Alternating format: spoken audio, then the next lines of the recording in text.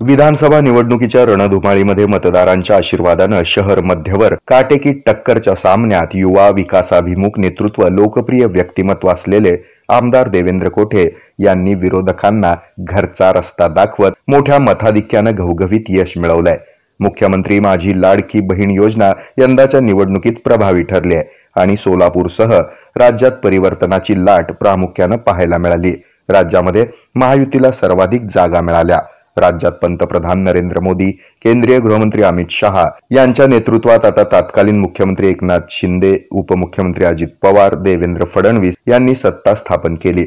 राज्यात देवेंद्र, सोलापुरात देवेंद्र हा पॅटर्न यंदा निवडणुकीत चर्चेचा विषय ठरलाय। या घवघवीत यशानंतर आमदार देवेंद्र कोठे यांचं विविध सामाजिक संघटना, राजकीय वर्तुळातील लोकप्रतिनिधी, शासकीय, साहित्यिक, शैक्षणिक, माध्यम समूहासह विविध क्षेत्रातील मान्यवरांकडून सत्कार केला जातोय। आमदार देवेंद्र कोठे यांच्या मित्रपरिवाराच्या वतीने मेकॅनिक चौक येथील संपर्क कार्यालयामध्ये त्यांना पुष्पगुच्छ देऊन सत्कार करण्यात आला। यावेळी सुहास कोलारकर, वैभव गंगणे, अमृत भुरळे, मोहन माळी, नवनाथ कोलारकर, पिंटू रणदिवे आदींची उपस्थिती होती।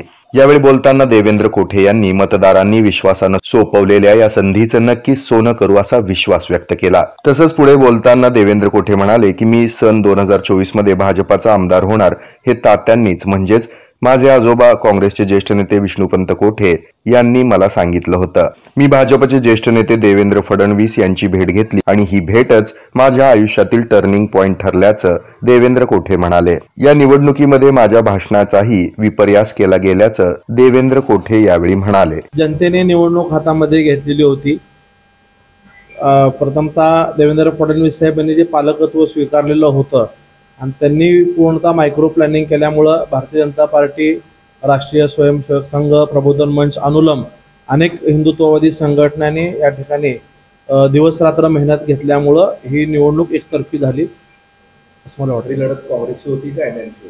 सुरुवातीला ही लढत MVA सोबत, महाविकास आघाडी सोबत, काँग्रेस सोबत होती, परंतु ऐनवेळेस काँग्रेसने उमेदवार बदलला आणि त्यानंतर मात्र ही निवडणूक MIM सोबत आली आणि MIM सारखा जातीयवादक, देशद्रोही, राष्ट्रद्रोही असलेला पक्ष समोर आहे लक्षात आल्यानंतर संपूर्ण मतदारांनी निवडणूक हातामध्ये घेतली। लोकांनी त्यावेळेस कुठल्या जातीचा किंवा कुठल्या पक्षाचा हे न पाहता सर्वजण धर्म विरुद्ध अधर्म या भावनेतनं एक संघ आल्यामुळंच 1,10,000 इतकं मोठं मतदान झालं पहिल्यांदाच शहर मध्ये ऐतिहासिक आणि जवळपास 48,000चं मताधिक्य हे केवळ जनतेच्या ह्याच्यामुळे। ठीक आहे, तरुण आमदारांना मंत्रिपद मिळेल अशी चर्चा मुंबईत सुरू आहे, काय सांगाल?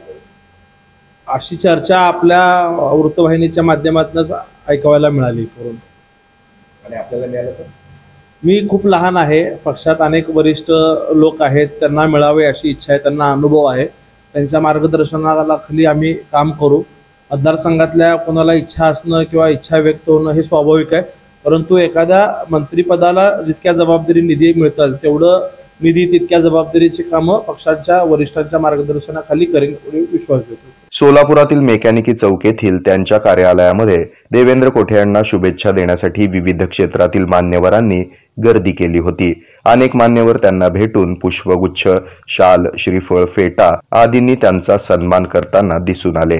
देवेंद्र कोठे यांच्या या विजयाबद्दल सर्व स्तरातून त्यांच्यावर शुभेच्छांचा वर्षाव होत आहे। श्री स्वामी समर्थांच्या आशीर्वादानं आणि तात्यासाहेबांच्या पुण्याईमुळेच हे शक्य झाल्याचं मत देवेंद्र कोठे यांनी व्यक्त केलं।